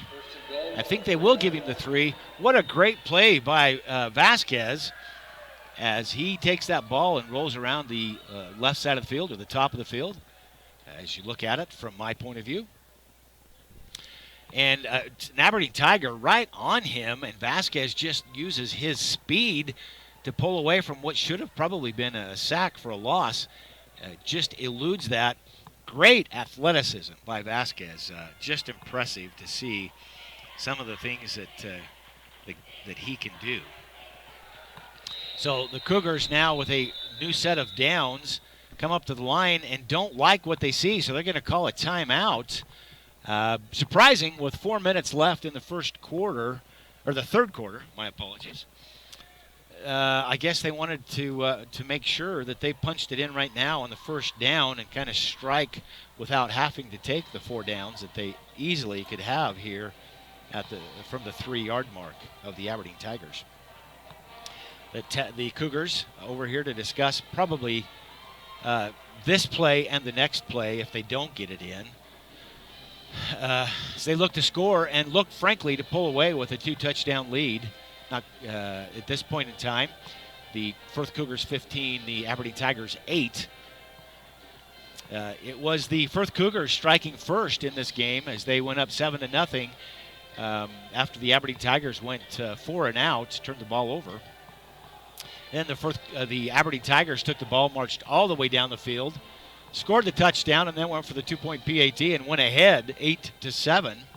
And then just before half, after both teams had driven the ball well and then had to punt it away, the Firth Cougars were able to drive the ball all the way down the field from the midfield, I guess, not all the way, from the 48-yard mark, and able to take it in with just seconds left in the half to go up and then have the 2-point PAT connect so that they now have the 1-touchdown lead, technically. Going to come out of the timeout and line up in the wing shotgun position. They got 2 receivers at the top of the screen, one at the bottom, one in the backfield. They're going to hand it off up the middle. Brought down by the Tigers, but the receiver looks, or the Sam Park with the carry. I'm trying to see if they spot that. They're going to call him down at the 1, maybe? It looks like the officials now are going to convene. One official said it looked like a touchdown. The head official saying it is a touchdown, but there is a flag on the field, and that flag is a face mask penalty against the Tigers. Obviously, the Cougars will decline that as they want the result of the play, and that is the touchdown. And so they will go up by the touchdown as they're going to set up and now kick the extra point instead of a 2-point PAT. The kick is up, It does look to be good. It is good. And so the Firth Cougars take a 2-touchdown lead with 3 minutes and 59 seconds left in the half, or in the quarter, the third quarter, that is. The Firth Cougars with a comfortable 2-point lead now in what was a very tight game for most of the first half of play. This half thus far, a game of turnovers, as both the Cougars, as they were driving down in the Aberdeen territory, fumbled the ball. Aberdeen recovered it at the 1, were able to bring it out to the 15. Looked like they could be driving and moving the ball downfield, and then they fumbled it at the 22, and Firth was able, or the 15, and Firth was able to recover it, and then able to punch it in for the score. Where we are now, the Firth 22, Aberdeen 8, with basically 4 minutes, 3 minutes and 59 seconds left in the half. Aberdeen now having to figure out how they can catch up and go ahead. A 2-touchdown lead and not time running out. I know we have 4 minutes and then 12 minutes in the fourth quarter, but Firth certainly a team that doesn't let someone score easily. And the Tigers, with the smash mouth up the middle running play, it looks like interesting. It looks, sorry folks, the officials now indicating that the face mask penalty was called after the runner broke the plane on the touchdown. So the penalty assessed on the touchdown, they'll kick the Cougars kick off from the 45. They're going to do a onside kick. It goes to 10 yards, but the Tigers wisely fall on it. Give him some recognition. That's Micah Nelson, wear number 60, who falls on the ball, does everything that he's supposed to. He failed on it, covered it up so nobody could punch it out, and that'll give the Aberdeen Tigers the ball at the 29, maybe the 30-yard mark. Looks like the nose there. Yeah, they're going to say it's at the 30. And the Tigers now needing to move this ball all the way down the field and score to stay in this relevance. They're going to hand that ball up the middle, and they're going to break it loose. Oh, he's going to pick up 12 yards on the gain. That's number 9, Connor Johnson, as he takes that up the middle and really breaks through 3 tackles before he's dragged down by 3 Cougars. Very convincing move there by the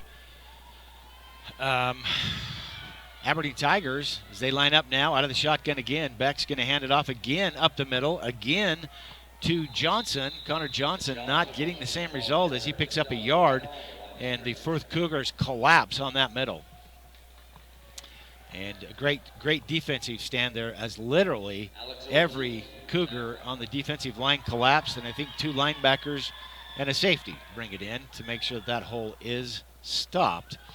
And they only get a 1-yard gain. So 2nd and 9 for the Aberdeen Tigers. The ball at the Aberdeen 42-yard mark. They come up with 2 receivers. They're going to hand it off up the middle again on a delayed trap. I believe that is Johnson again as he came out of the, that is not, it's Elliott. He'll pick up the needed 9 yards for the first down.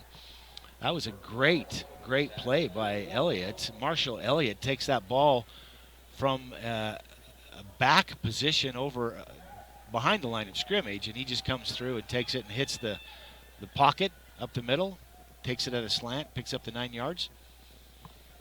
So they don't get a first down. They say he's just shy, so 3rd and inches. Aberdeen's going to hand that off again up the middle, and they read it well. The Cougars meeting behind the line of scrimmage. That's going to be a loss of 4. And wow, what a different turn. We were just kind of expecting that was going to be a 1st and 10. And Riley Barber, the linebacker for the Cougars, says, no, sir, not going to happen. So it's going to set up 4th and 4 with the ball almost to midfield, and I think the Tigers, no question, will go for it here. And they do as they line up again in that shotgun formation. They're going to fake the handoff to Johnson. Beck looks to throw. He's got a receiver, but it's picked off by the Firth Cougars. and they're going to run it back. That's the quarterback, Vasquez, with the interception.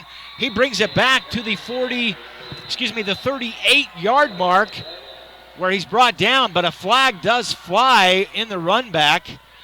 So that could be against the Firth Cougars, an illegal block probably. And that is exactly what they say, an illegal block to the back against the Firth Cougars. It is the Firth Cougars' ball, but instead of the 38-yard mark, they're going to move it back probably real close to the 45-yard mark of the Firth Cougars.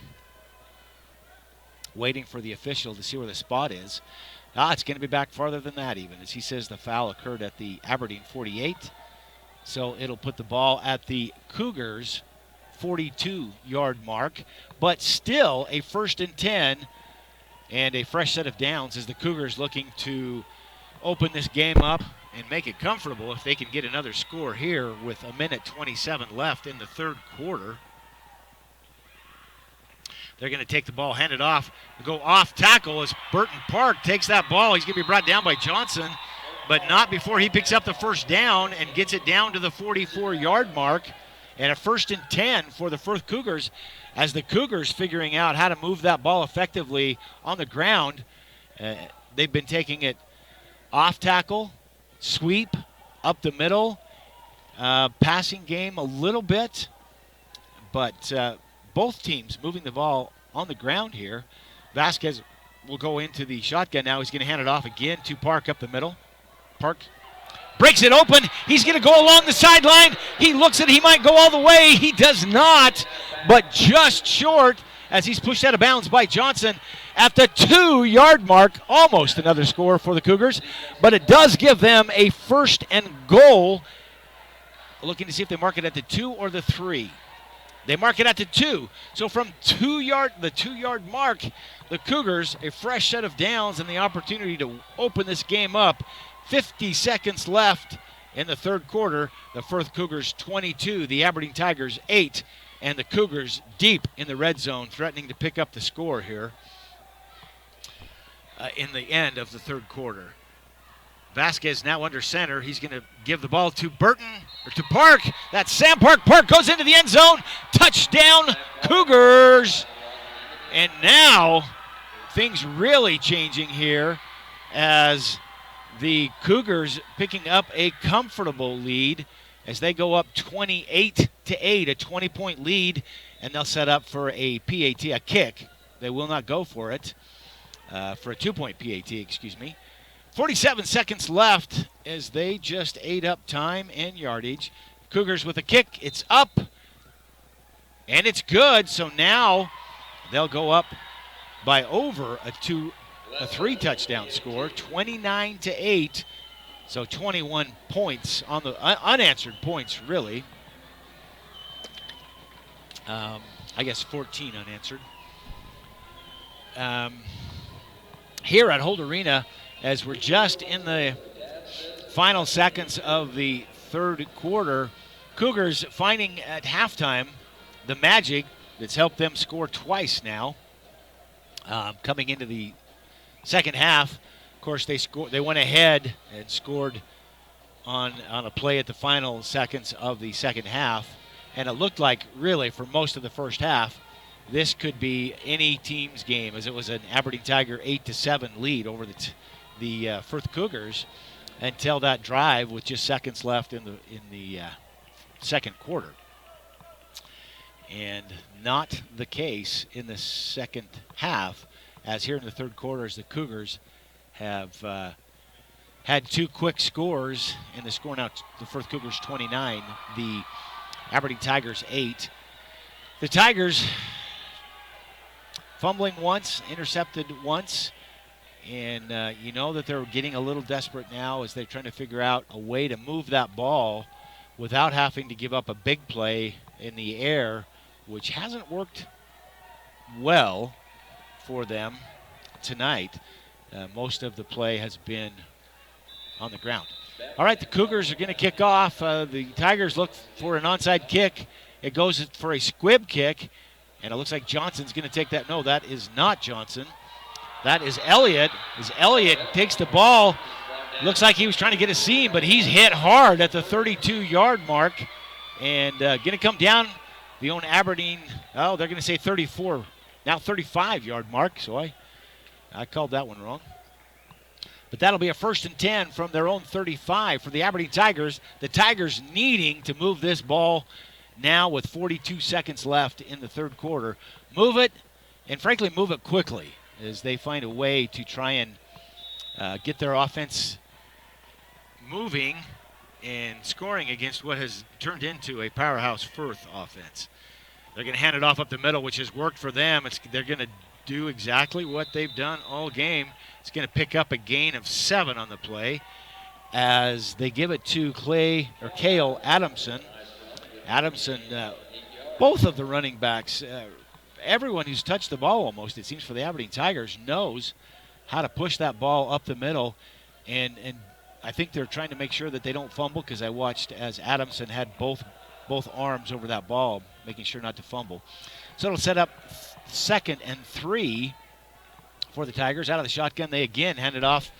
They fake the handoff up the middle. Beck keeps the ball, and he's going to be grabbed by Park. That's Burton Park, as he will gain maybe a yard. Sets up 3rd and 3.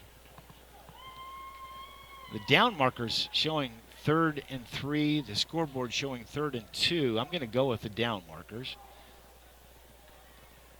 The official now saying forward motion carried him. Oh, no. We run out of time, folks. I'm like, I didn't see a flag. I apologize. I'm so involved in the game, forgot that we were running out of time. And we do run out of time.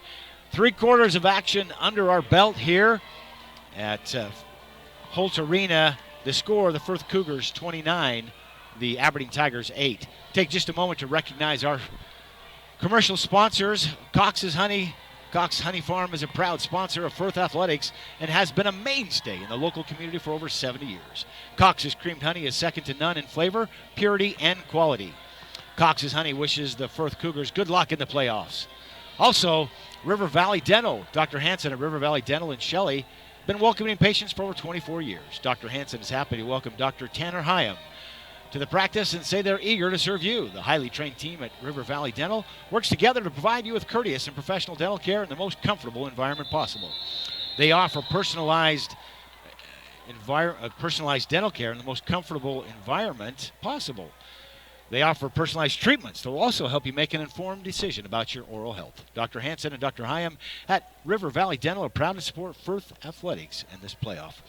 As the Tigers come up the line, a flag flies to start the fourth quarter, and they say it's a penalty and move the ball. It's against the Firth Cougars as they move encroachment penalty against the Cougars. They move the ball 5 yards. So now it's going to be 3rd down for the Tigers, and they hand it off to Elliott. Elliott met behind the line. That's going to be a loss of those 5 yards that they just gained back. In fact, that's exactly what it is Jacobson. Austin Jacobson gets in there and makes a great sack for the Cougars. And the Tigers now faced with a 4th and 10. 10 and change, actually, in their own territory from the 35-yard mark, as they have no choice in the fourth quarter, 11 minutes, 22 seconds and counting. They're going to have to go for it. Now they draw back. They're going to kick it as they faked going for it. The snap high. The punter gets it. He fakes it. He's going to throw to the receiver. The receiver's going to be brought down. He fumbles the ball, and now the official saying he didn't have control as it came loose, and it'll be an incomplete pass. That'll be a turnover on downs. It'll be Firth Cougar ball at the 34-yard mark of the Aberdeen Tigers, and now the time to literally for the Firth Cougars put this ball game away. Again, our commercial sponsors, Adrenaline Performance. Since 2008, Adrenaline Performance in Shelley has been the place to go for all your automotive needs. They offer a full-service mechanic shop with all the best customer service you can find. Everyone at Adrenaline Performance wishes the Firth Cougars good luck at today's game, and it's certainly been advantageous as that's been paying off for the Cougars here in the second half. All right, Cougars take over. Vasquez out of the shotgun. He's going to hand it off up the middle as Park, that is, make my Parks correct, Burton Park takes it up the middle, and he's going to power forward for a gain of 9 on the play. For a moment there, it looked as if he were going to break it loose. Tigers were able to collapse in on him. But Burton Park having a great game. Sam Park having a great game. I believe the Parks are going to be having some celebration tonight as both young men, I assume they're from the same family. One's a senior, one's a junior. If they're not, they got to be cousins. And having a great night tonight. So congratulations to the Park family. Again, the Cougars not under center. They draw back to the shotgun. Vasquez looking to throw. He's got a receiver. The receiver pulls it in. That's going to be a touchdown. Firth Cougars. That is Austin Jacobson who brings that ball in.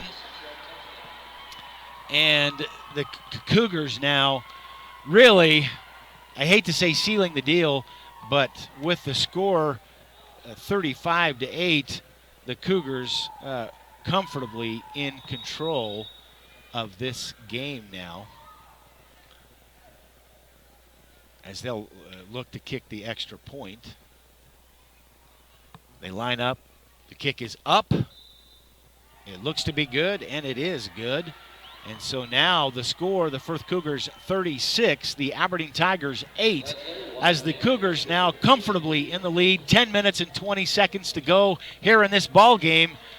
And the Aberdeen Tigers are really trying to find what works for them to get their magic together, as they are on life supports now in the playoff hopes to continue forward. Folks, recognizing more of our commercial sponsors, Idaho Ag Credit. Idaho Ag Credit has financed farmers, ranchers, and those in the ag industry since 1934.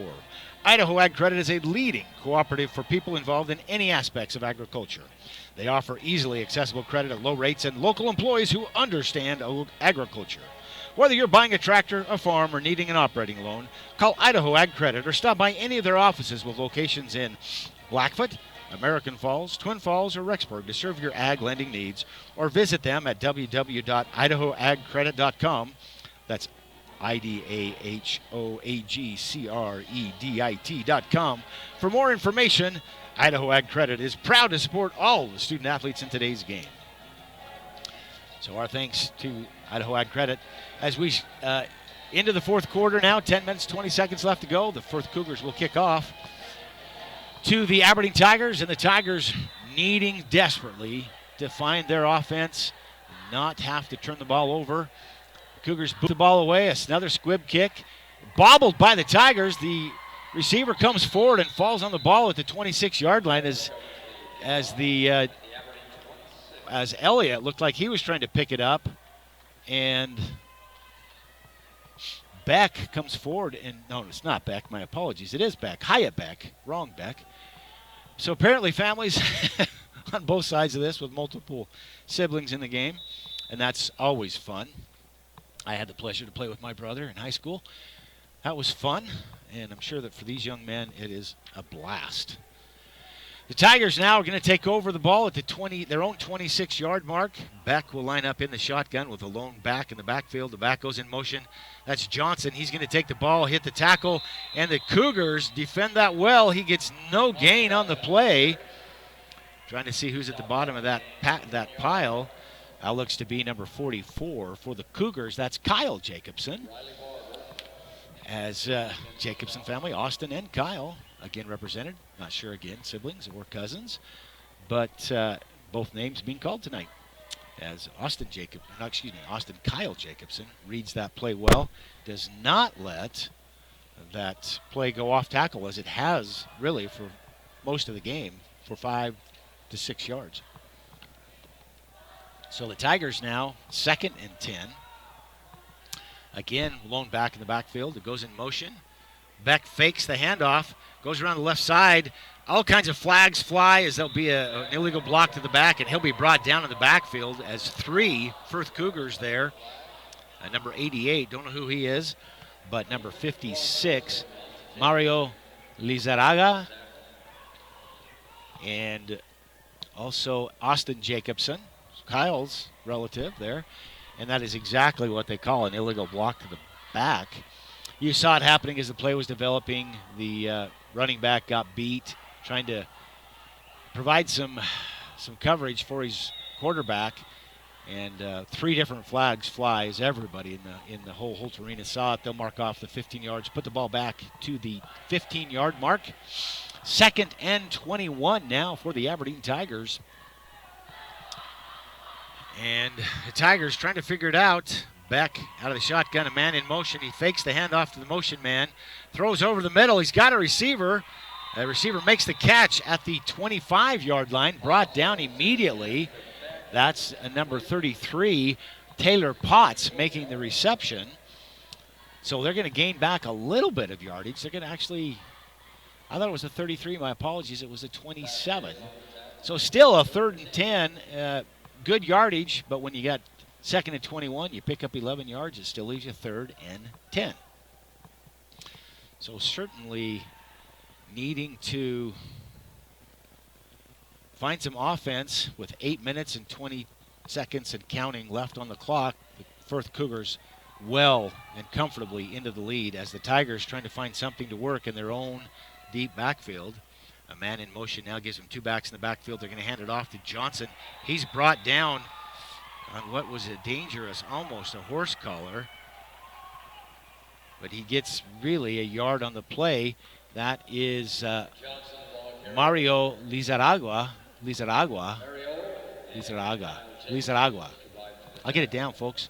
Mario Lizarraga on the carry, or the tackle for Johnson. That's been a hole that's worked well for Johnson all game. Now the Cougars doing a great job of just shutting that down. And they have Tigers no choice. This time they have to punt as they went for it last time. The punt blocked by the Cougars. Cougars are going to grab that ball on a reception and bring it back to the 18-yard mark. What a great coverage as trying to see who that was. It looks like that was Kyle Jacobson who got in there, got a piece of it. He didn't block it back, but he got a piece of it, so it went lame duck. And number 18, Austin Jacobson, makes the catch and brings the ball back. They're going to put him down at the 16-yard mark. I thought it was the 18 before he was pushed out of bounds. But at the 16, great field position as the Firth Cougars, if they can score on this play, certainly put this game out of reach if it isn't already. Vasquez is going to hand it off to Park up the middle. Park going everywhere. That's Sam Park, goes up the middle. He jukes his man. He's going to go into the end zone. Touchdown, Cougars. And with that, the Cougars really, for all intents and purposes, folks, put this game away. Really hard to make up 30-plus points in 7 minutes in the fourth quarter. The Cougars will comfortably just look to kick a 1-point PAT. It's been working for them all night. No need to gamble on a 2-point PAT at this point. They line up, they kick it, they kick up, and it's good. And so now the Firth Cougars a 43-8 lead over the Aberdeen Tigers.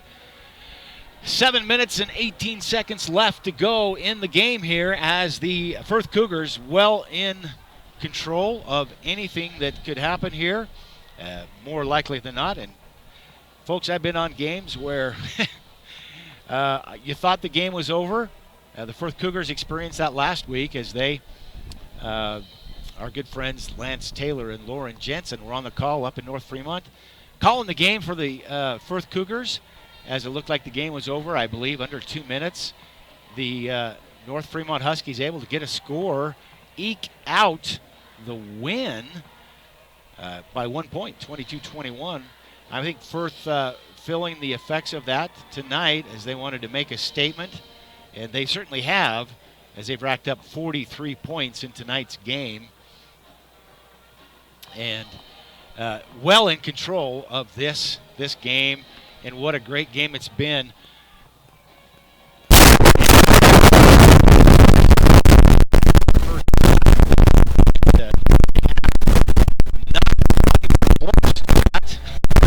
As it's been the Firth Cougars all of this game, and in control of the game. They're going to kick off. Tigers pick up the ball. Going to try and do something and don't get anything. Great play by the Tigers as he didn't go down.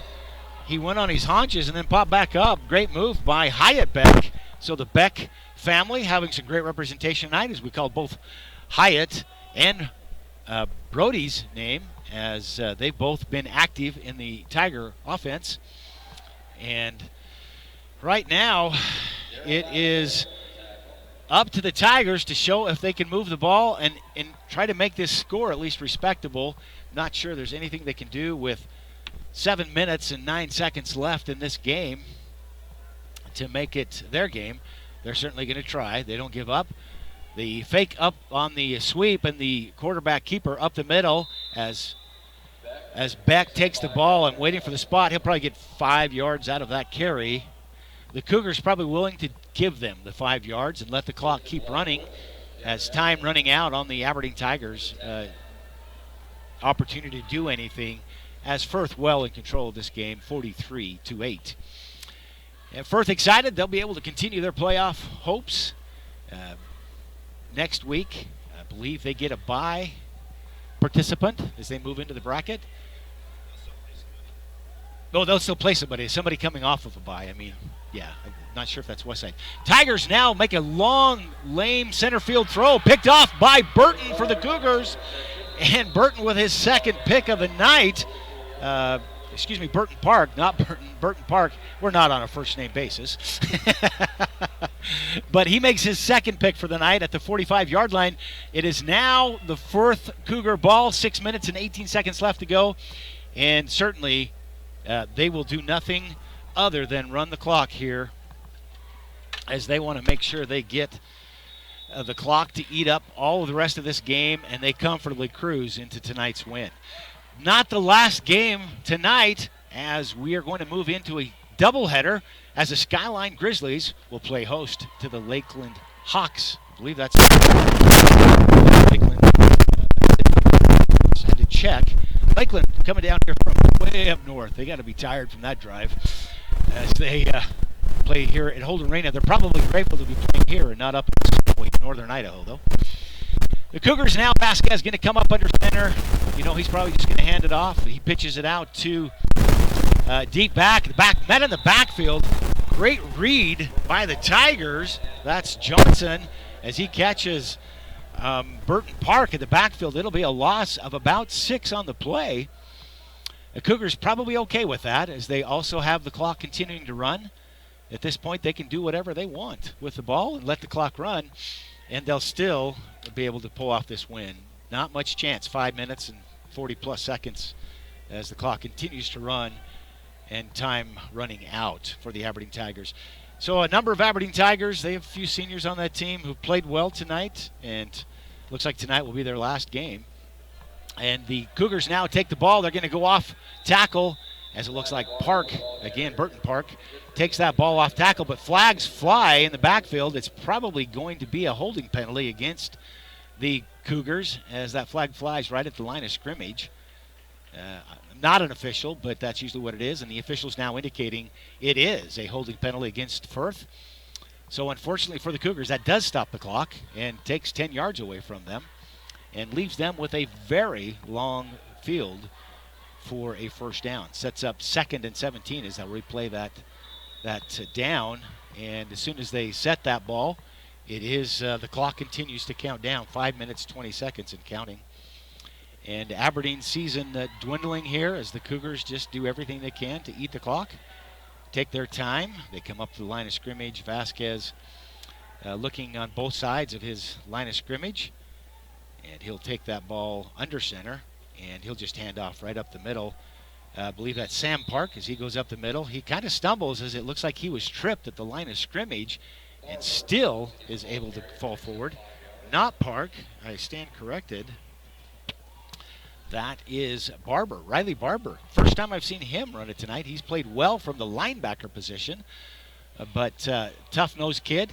Many of the Firth Cougars playing both ways tonight. Barber doing an excellent job at the linebacker position and just showing that even stumbling, he can pick up 5 yards as he does. And so the clock counting 4 minutes, it's 20 seconds and counting. The Cougars on a 3rd and long, 3rd and 20, really. And you know they're going to draw back and throw a deep pass. They're looking. Vasquez looking. Nothing there. He fades. He throws. Now he has a receiver. The receiver not able to pull it in as it's read well by the Tigers. Anthony Mosqueda. And he hits the receiver as he's in midair and knocks the ball out. And that'll set up a 4th down. The Cougars, of course, will kick it away. But only at the last possible second as they spot that ball, waiting for the clock to begin on a 4th down. I'm not sure why the official hasn't started the clock, but he has not. Since I'm not an official, I'm not sure exactly why that is. But you know what, folks? For the next game, you won't have to be just me. We brought in the heavy hitters. So Brandon will be with me. All right, the Cougars now take the snap. They get the punt off. Nice punt for the Cougars. High. The Tigers don't call for a fair catch, even though the Cougars are right there and bring him down. That is a gutsy move by Johnson. Oh, excuse me, that is not Johnson. That's Elliott. As he takes that with a Firth Cougar about 3 yards away, he effectively evades them, but then he hits 2 Cougars and gets nothing out of it. They'll put the ball at the 35-yard mark. And it'll be interesting to see if Aberdeen just lets this play out or if they're going to go down fighting and use all 3 of the timeouts. Excuse me, 2. Yeah, they have 3. Cougars have 2 timeouts left. But 4 minutes to go. Beck will be out of the shotgun, a lone back. He's going to hand it off to that lone back, which is Johnson. Johnson will push forward. He'll have a nice running play, which in most games you'll take that 4-yard gain. But certainly it keeps the clock going here with the 4th quarter, 3 minutes and 40-plus seconds on the clock. And it looks like the Tigers were just continuing to just pound it out, let this game end. I don't see them calling the timeouts. He thought if they were going to try and do it, they would have done it on that play, and they don't. Back again with one back in the backfield. A man in motion. He's going to hand it off to the motion man who goes off tackle and see where they give him the forward motion. That is Hyatt Beck. So Beck handing off to Beck. Jacobson reading it. Really no gain on the play is now what they give him. So Kyle Jacobson making that stop well for the Cougars. Cougars got to be tired as they've been on that field. Many of those players have not left the field. Having done that myself many years ago, I remember how tired you came off the field. Tigers now set. They're going to take that from the shotgun position. The quarterback fakes his sweep, but he's going to go up the middle and really, again, nothing there as he's going to lose a yard on the play. Well read by the Cougars. That's Austin Jacobson. I feel like, folks, it's the Jacobson Park show for the Cougars tonight as they set up and prepare the ball. 2 minutes, 20 seconds and counting. Tigers on a 4th down and nothing left to do but punt the ball away and let the clock run out. They punt it. It's a high punt. See if it gets an Aberdeen bounce. It gets a Firth bounce as it comes back, and it'll just spin down as they'll mark it at the 45-yard line. So the Firth Cougars will take over with 2 minutes left in this ball game and a comfortable 43-8 lead over the Aberdeen Tigers as the Cougars will move forward in the bracket and look for the rematch with the West Side Pirates, I'm sure. Last year's championship game, the Firth Cougars and the West Side Pirates, and West Side just taking them. I believe the score was 35-0, and they wanted a rematch.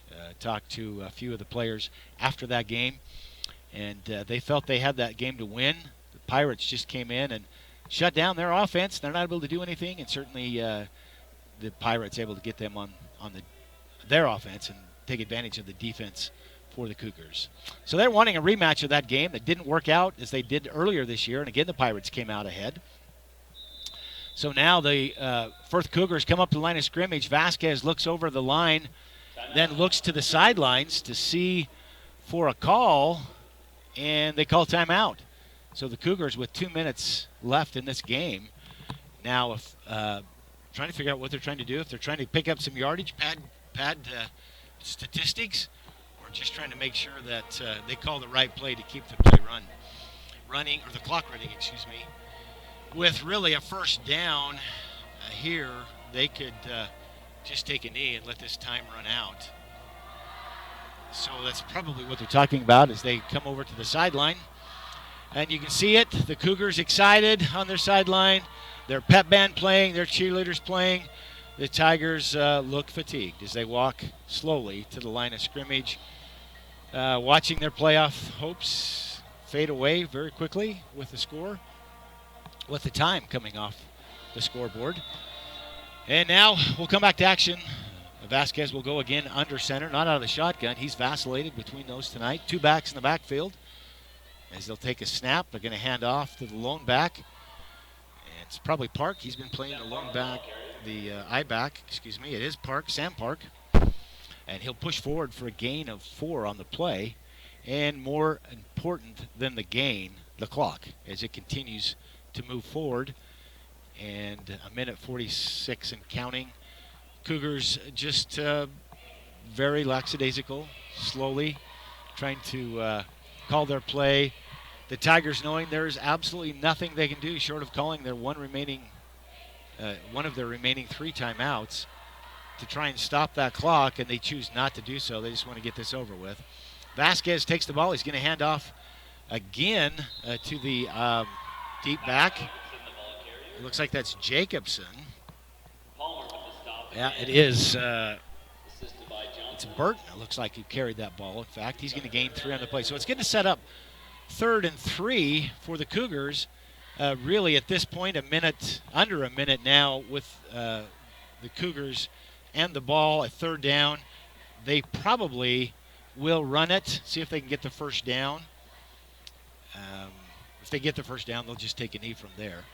But if they don't, that puts them with a 4th down and not probably wanting to take a knee.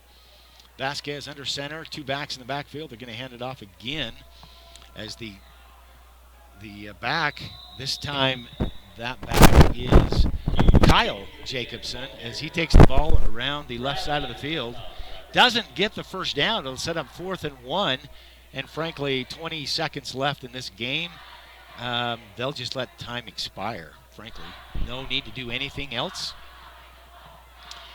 as it will be a Cougars win.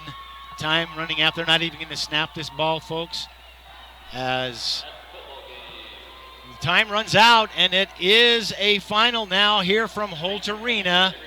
The Firth Cougars controlling everything in the second half. They'll pull off the win. The final score, Firth 43, Aberdeen 8. We're going to drop away to our sponsors. We'll be back here. We can talk about the IdahoSports.com player of the game.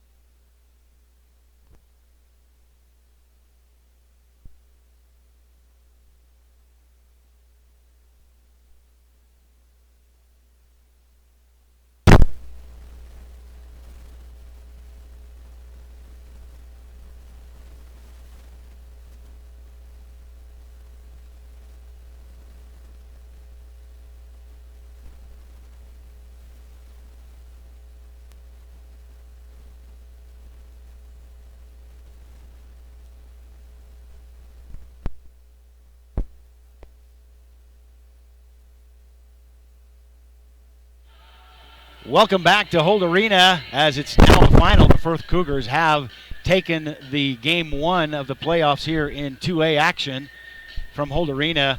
Final score 43-8 over the Aberdeen Tigers in what was a fabulous first half.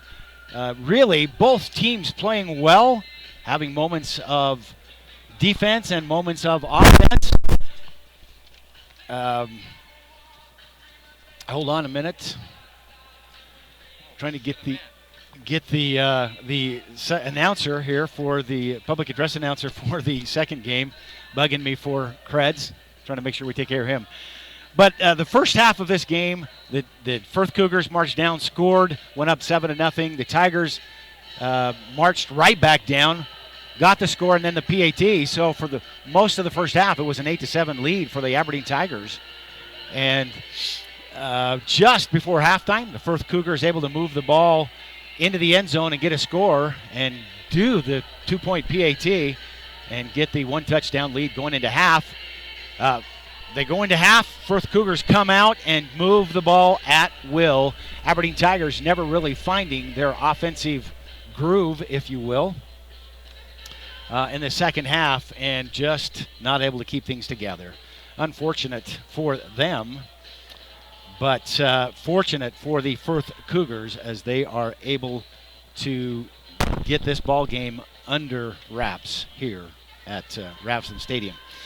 Well, folks, this has been a great game. We want to talk for a moment just a little bit about the IdahoSports.com player of the game. Players all over both sides, offense and defense, for the Firth Cougars who could be recognized. The Park brothers just going everywhere on offense and defense. The Jacobson brothers doing the same. Vasquez, a great night at quarterback as he had moments of brilliance that just opened things up when it looked like he was shutting down. But really tonight, the biggest difference has to go to our IdahoSports.com player of the game, Burton Park, as he pulls off 2 picks. One of those, as time really running out and it not making much difference, but the other one being at a time when it just turned the momentum in the second half. And really the difference in this game as the momentum swung soundly in the Firth Cougars' advantage.